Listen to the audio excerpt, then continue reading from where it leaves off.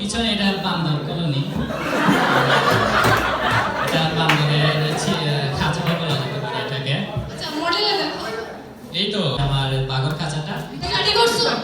আসলে যে বাঘ মাংস খাইতে পছন্দ করে, তবে জিতা মাংস হলে হাতি কলা খায়, আর হাতি কলা খাওয়াতে কলা গাছ ভাঙতে অনেক বেশি ওদের মজা পায়, আনন্দ পায়, খুশি হয়। যে বান্দরের যে খাবারটা আমি স্টাডি করছি, বান্দর আসলে কলা খায় সাধারণত, ওরা তারপর পাশাপাশি লুফও খায়।